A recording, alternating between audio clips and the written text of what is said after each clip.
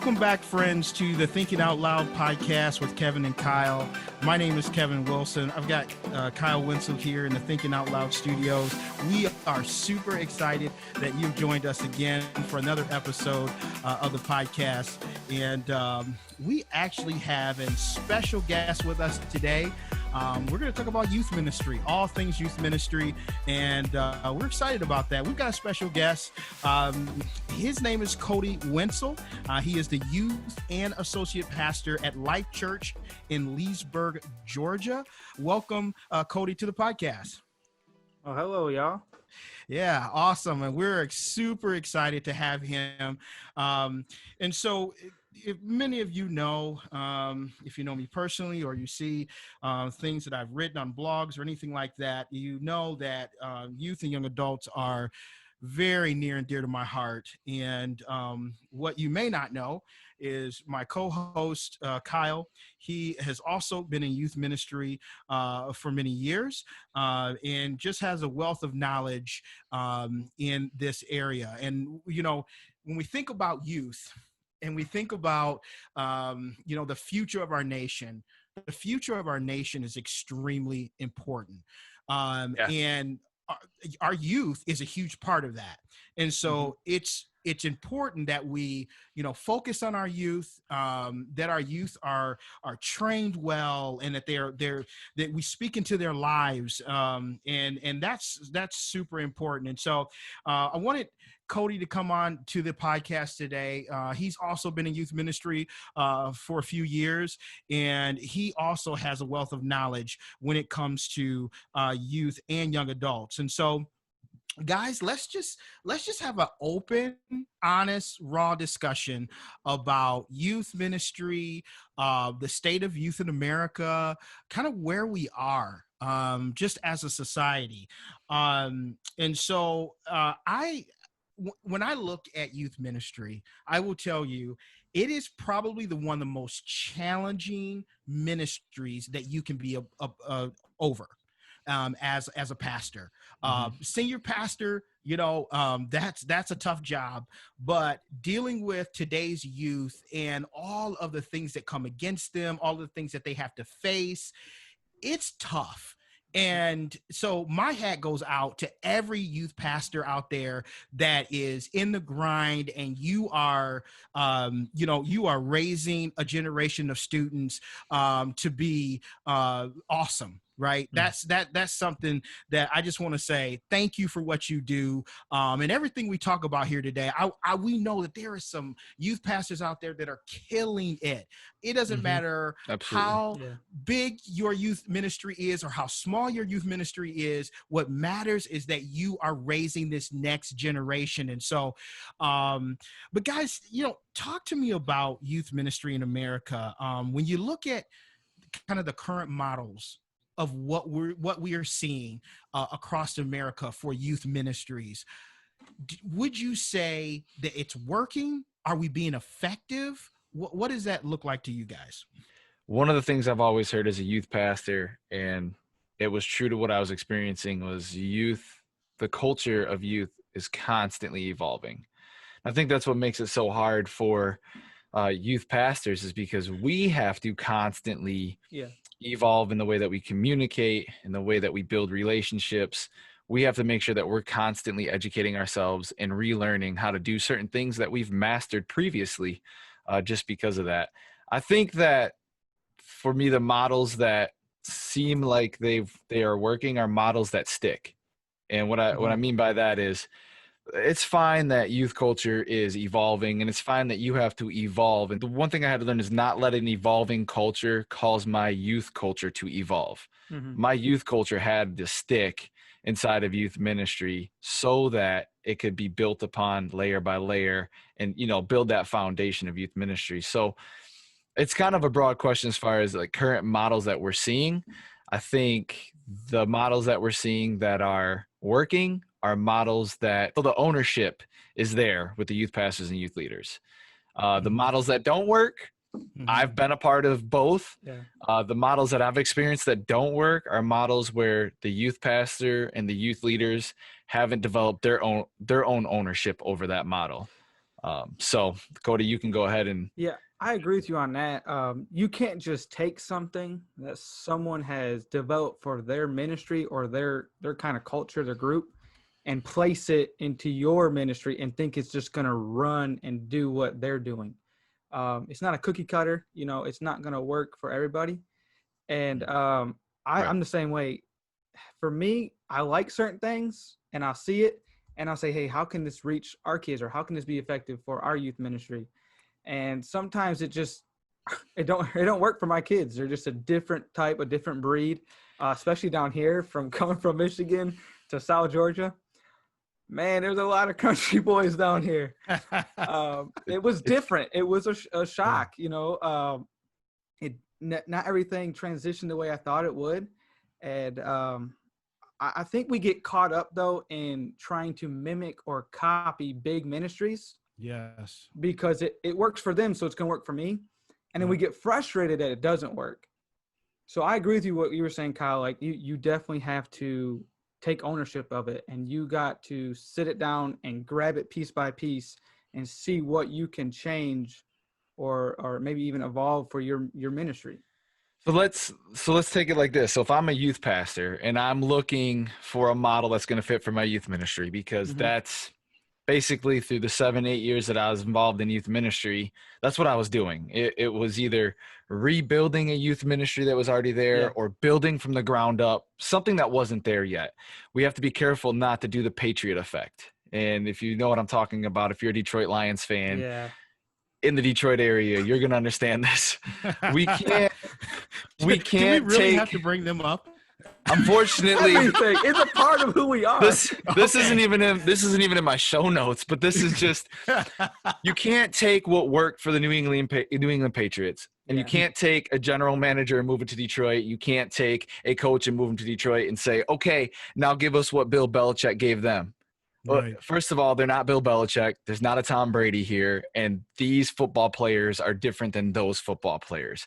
Yeah. And the one thing I really had to learn was, if I'm going to create a culture, or if I'm going to build a model in my youth ministry, I better find out the history and the context of where these kids are coming from in this community, because that's got to flow. I can't pull them out of their community for an hour and a half in a night and give them something completely out of touch with their daily lives. And so I think, Kody, when you're saying like, we can't just take big ministry stuff and bring them into you can have big ministry dreams, and you can take, like you said, nuggets, like we call them golden nuggets, take those golden nuggets, but find a way that golden nugget is going to work in your youth ministry. Yeah. And if it doesn't, that's okay. But you got to find what's going to work. And that's the models that I think are sticking. And I think the reason they're sticking is because if you can find something that works, you're going to buy into it. Your youth leaders are going to buy into it. Your students are going to buy into it. And then your students are going to run it. My thing is I don't want to bring in something that's going to either, when I implement it, is going to change my dream and my vision. Like you were saying, when I've been starting here, it was starting with 3 students the first year we were here, and I had to build that foundation. And a lot of my kids are young, 13 to 15 years old right now. And my thing is I got to teach them, scripture. I got to teach them the Bible stories. They weren't churched. They haven't been churched. The only church they get is on Wednesday nights. Their parents don't come on Sunday mornings. And I couldn't just go on to all these resources that people hand you that are free. Like, hey, go on a sermon here, get a sermon there. I look at it, I'm like, that's too deep for them. That's not going to work. Or small groups isn't where they're at or comfortable right now. Because if we do that, it's going to change what I'm kind of going with and where I'm kind of seeing this vision. Because my culture is, I want to see kids, you know how it is. I want to see kids worshiping. I want to see kids leading this. I want them praying for each other. And just to keep switching up because something's working for someone, you're going to lose what you already started. And I believe a lot of youth ministries are quick and adaptive and keep shifting. And that's why students are just feeling like they're missing or they're not hitting the mark, is because things are so much are changing so fast, because we want to be the best youth group. We want to be the hippest youth group. We want to be where kids are going. And I feel like sometimes we sacrifice what our culture or what our dream and vision for this generation is. And you were saying that you feel like, some youth pastors really they look at the bigger models, or they look at the real successful ministries and like, hey, I want to pattern myself after them. Yeah. And I have said this many times. You're probably going to hear me say this more times on the show, is that, so as Christians, we are creators, right? Yeah. We have literally the creator living inside of us. And I think where we fail sometimes is when we see somebody else doing something and that model looks good, we feel like that we can just keep copying that and somehow it's going to work everywhere, right? That doesn't even work on a regular copier, right? If you take a copy and then you start copying that copy, and then you take that copy and you keep copying it, at some point it's just going to fade and you're going to have nothing. Right. Yeah, and it's not going to even look like the original. And so it's super important for us to understand, what is God saying to me about this particular region, this particular area, this particular group of kids, because what another ministry may be doing, and God bless all the big ministries, right? So we've got the Craig Rochelle's and the Stephen Furticks and all of these other big ministries. But what if God is saying, I don't want you to do that, because that's what works there. I want you to do something original, and I want you to start a trend, right? Because the only way you can start another trend is to not be like somebody else.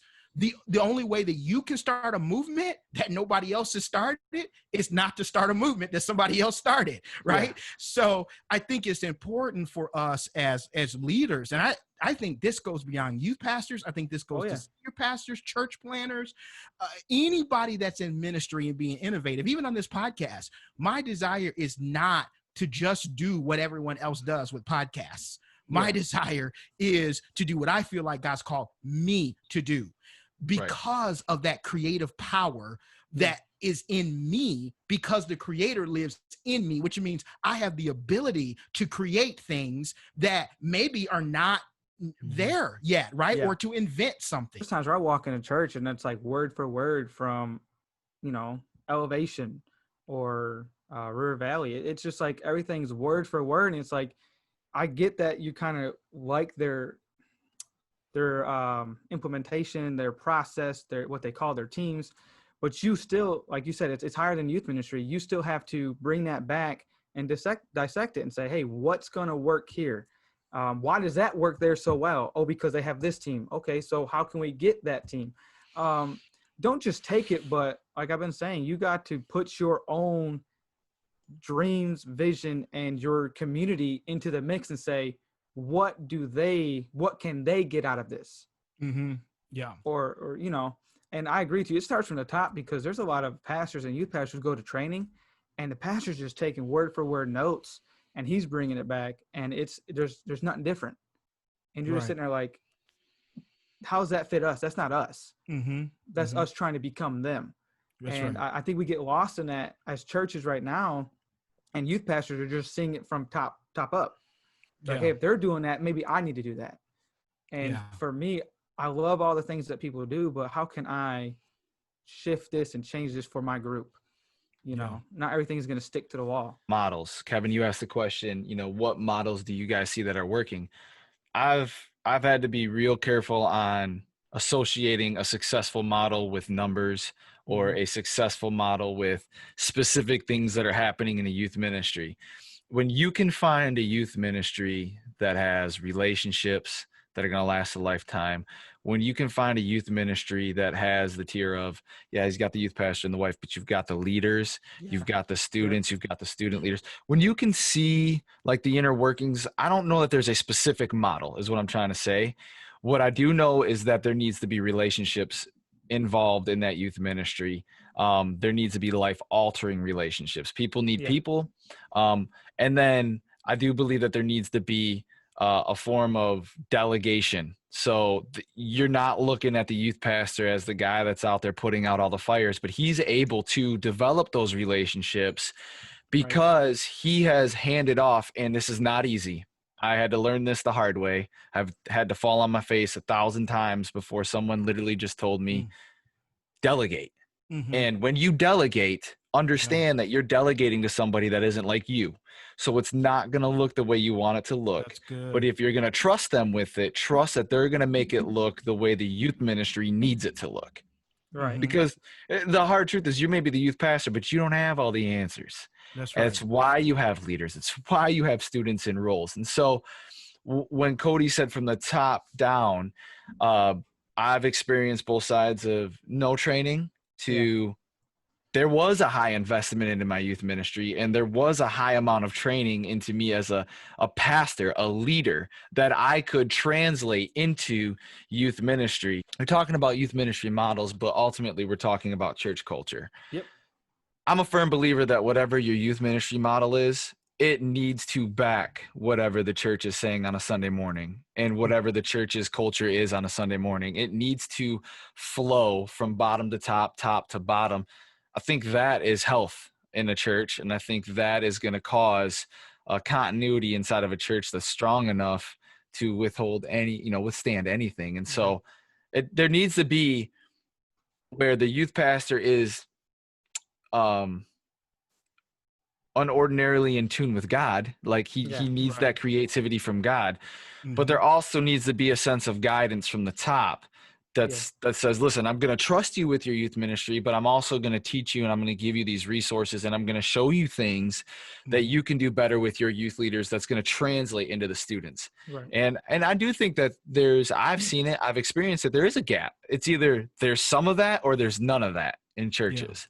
And I think, again, that's why we correlate models with numbers, is because I think the numbers float, if they got higher numbers, it's floating more towards the side of there's training involved, there's investment involved, there's care involved from the top down. And when you see the lesser numbers, usually there's a disconnect there. Yeah. However, I want to reiterate, the numbers don't necessarily always mean that the process and that the model is successful either. So I guess if you're a youth pastor listening to what I just said, there's a lot of word vomit, but your model, find out what is going to affect your students and what is going to create the positive change and what it is exactly that your church and you want for your teenagers.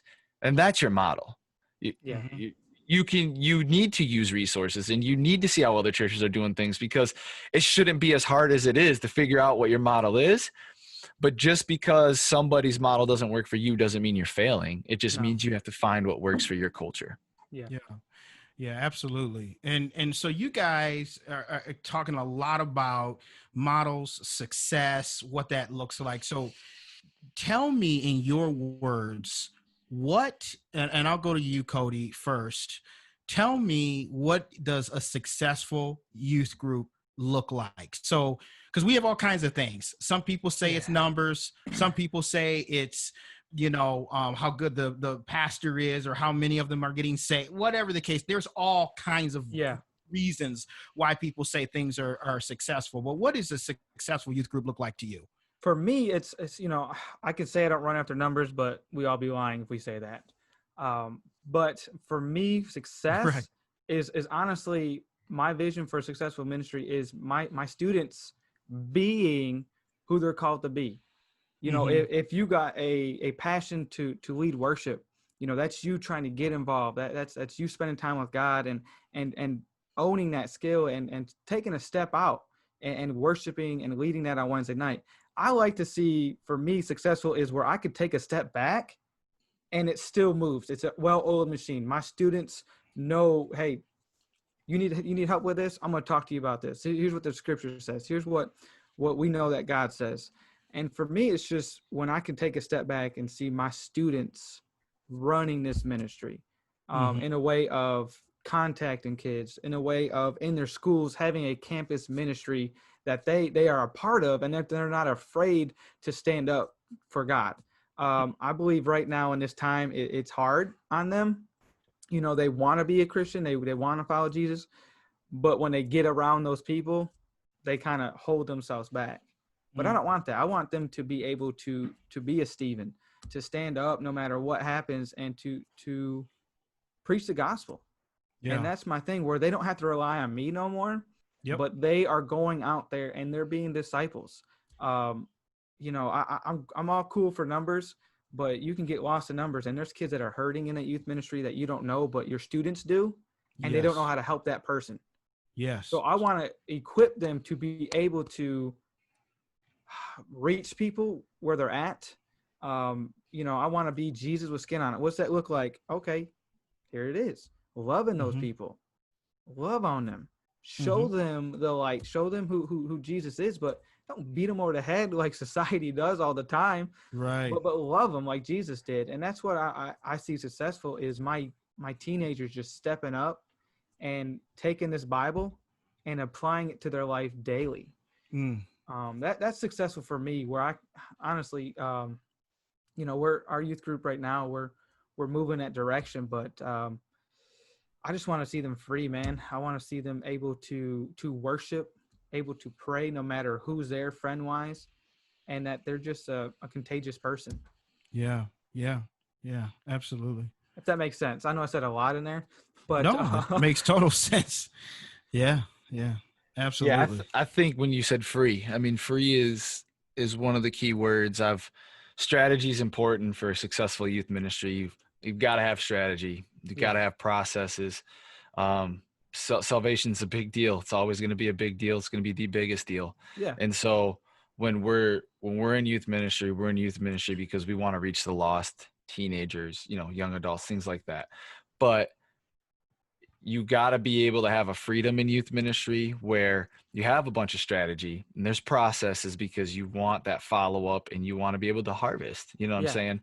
But the freedom allows the Spirit to move in a way that you can't. And I think so when you say freedom, Kody, that really is a highlight of youth ministry. Is I think with teenagers, you can have freedom. They want that freedom. Yeah. As long as it's strategized and you can, you can form it into something successful. But I think when I look at youth ministry and a successful youth ministry, again, this is all stuff that I've had to learn too. No longer in it. I can look back now and really kind of reflect on it. But leadership is, and I'm not talking about young adults being leaders or adults being leaders. I'm talking about leadership in the youth ministry. I'm talking, you can tell a student who has taken ownership over his youth ministry. Yes. That's success in the youth ministry. Yep. When a student is no longer allowing an adult leader to do that job or to be that person, but they're going and they're being that person, that's success. Clarity.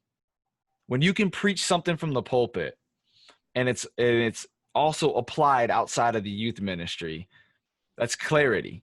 When you can take the structure of the youth ministry down and you see students, leaders, yourself as a family man, living, doing, breathing exactly what you've preached, that's a successful youth ministry. Growth in a youth ministry is healthy. And I think that, like Kody said, we all say we don't aspire for numbers. We do. We have a number that we want to reach, because if you're truly caring about your community, you know how many kids are in your high school. You know how many kids are in your middle schools. You know how many kids are homeschooled. You should know at least a roundabout number of that. And you should be checking, how can I, if not bring them inside of this youth ministry, how can the youth ministry go outside and affect these kids in a positive way? I mean, honestly, your community should be your youth ministry. And so when you look at a youth ministry, those are the things: leadership from within, and then application outside of it. How is a youth ministry it's not just a Wednesday night, Sunday morning thing. And it's not just inclusive to themselves, right? Where even if we do something in the community, we're doing it with the 40 kids that signed up. Oh, how do those 40 kids reach another 40 kids while you're out doing whatever you're doing? And so how is the youth ministry incorporating the community? And I think that's a successful youth ministry. I think that when they understand that youth ministry is there for their health, but it's not there for them in particular, just them, then I think you're going to have a healthy youth ministry, because now there's an ownership for the rest of the community through that youth ministry. I think it, when you have a student, not to keep going on, but when you have a student who catches it and who gets it, and they bring that to their friends, it's a way better pitch than a 30-year-old man trying to convince a teenager that they need Jesus. Right. There's a difference. Yes.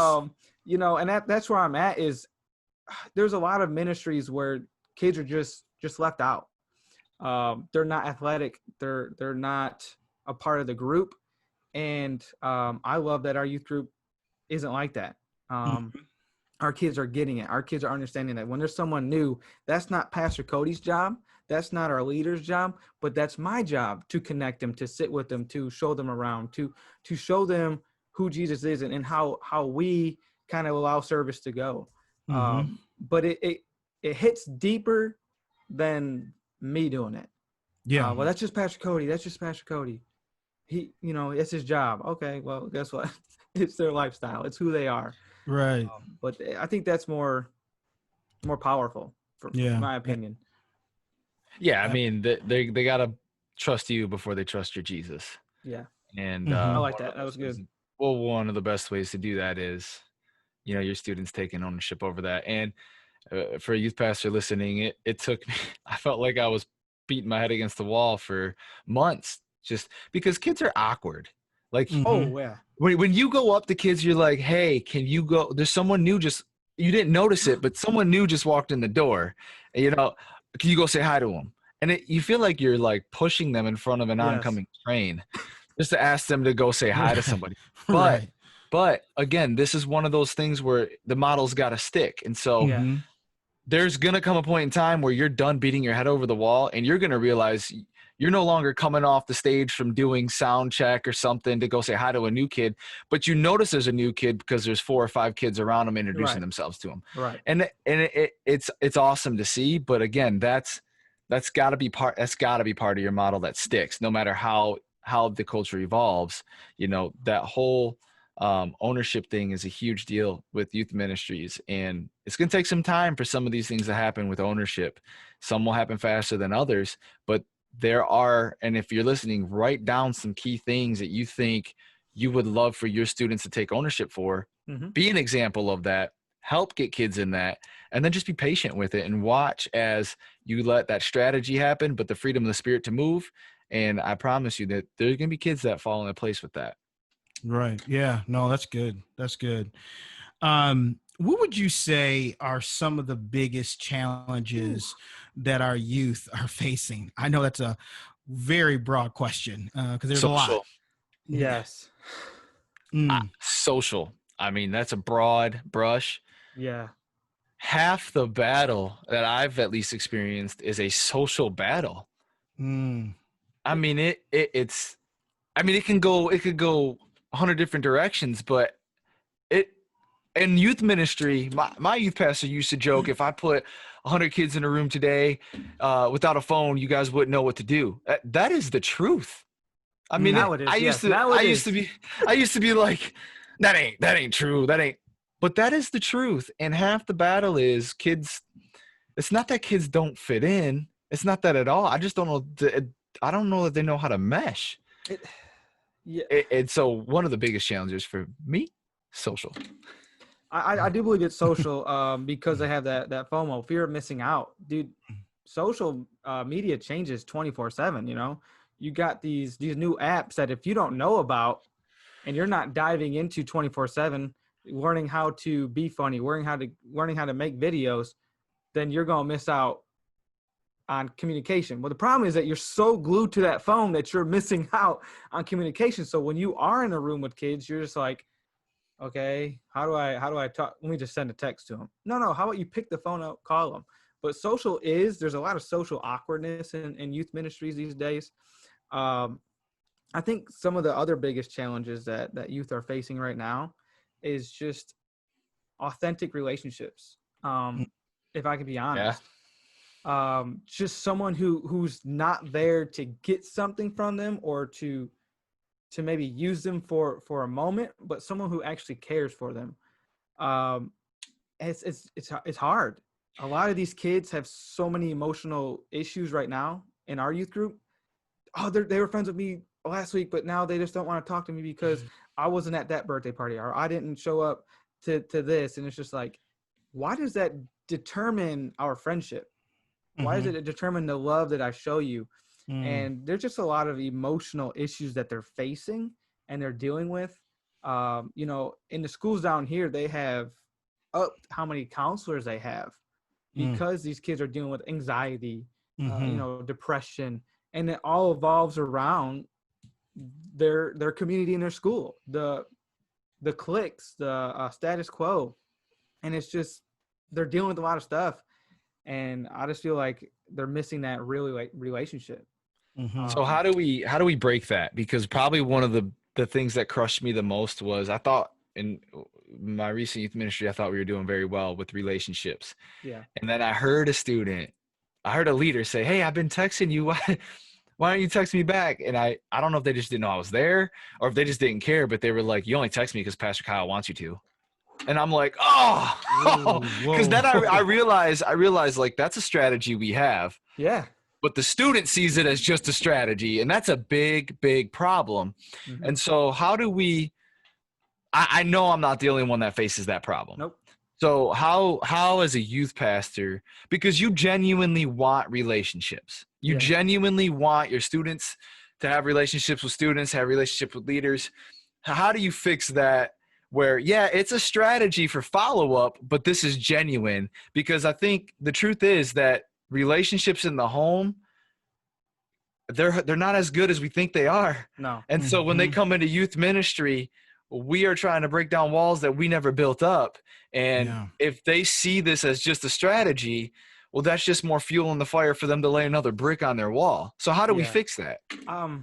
Honestly, I agree with you, because they come into youth ministry looking for that love they hear about, or that, hey, I'm going to be there for you no matter what. And I believe that it starts with, like you said, with leadership, that you got to understand that there's going to be times and nights where you're exhausted, but you signed up for this. Yeah. You signed up saying, you know what, I'm not just going to text because we're doing Survivor. I'm not just going to text because we got this event coming up, but I'm going to take my time and my money sometimes, and I'm going to invest into this kid. I'm going to do all I can do. And that's where you got to remind your leaders and yourself, can I be honest? Yeah. That we can't get caught up with our everyday duties and responsibilities and neglect those that we promised we're going to be there for. You know, I heard Kyle say this before, when his kid, you know, he said it about calendar. He said that this pastor has on his calendar an appointment at a certain time. Remember that? You were telling me about that, Kyle? Oh, yeah. And he made sure that no matter what he was doing, he'd drop it at that time. And that appointment was spending time with his kids. Yeah. And I believe we have to do the same thing in our lives. Hey, I promised this kid that I was going to be here at this time. I got to do all I can do to be there, because I feel like we're like, oh, he'll understand, or they'll understand. But we got to be, honestly, we got to stand up and let our word have weight to it, have volume to it. I think so the example was that because it was about a pastor who the church is always going to need something done. Yes. The congregation, the whole structure of the church is always going to need something, and it's easy to put that in front of your family. And so I heard a pastor say, you know, his son's in middle school, he has 4:00 basketball games. He just put 4:00 appointment. And that was a way of him saying, no, I can't counsel at this time. No, I can't do that. I have an appointment at this time. Yeah. I'm making family a priority. The same thing with youth ministry. A lot of our youth pastors are super, super talented in many facets. Yeah. And it's easy for us to forget that we are youth pastors. Oh, yeah. And, you know, we're going to use our assets for the church. But at the same time, I do got to remember that student's birthday. Yeah. And maybe I can't go to that, but one thing that really started to create growth, and I'm just going to say the word growth. I know I felt like there's a lot of pressure under that, but the one thing that started that was not the youth pastor saying, I want to take you out for your birthday. It was someone else in the youth ministry, whether it's a student or a leader, finding out what that student liked and then getting them that for their birthday, or, you know, just something simple like that. Again, but that is value, and that is validating that they matter in that youth ministry. That's one example of how to do that. But again, I think that what students deal with in a youth ministry, I think youth pastors can preach from a pulpit.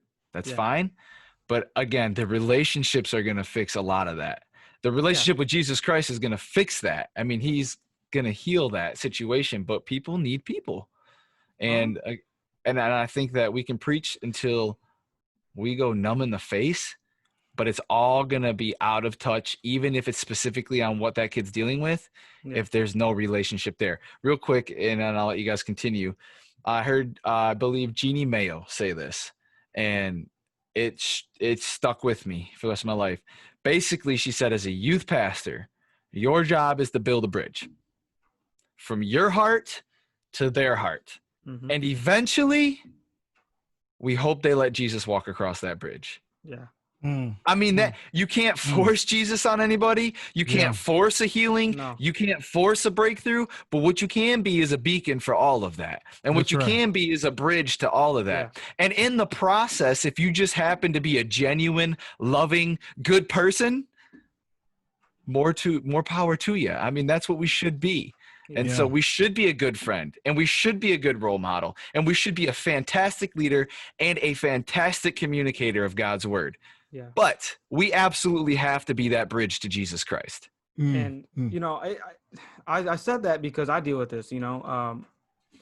I just dealt with this last week. I'm doing something in the sanctuary, you know, fixing projector screens, getting things working. And, you know, student tries to talk to me. I'm still doing that job.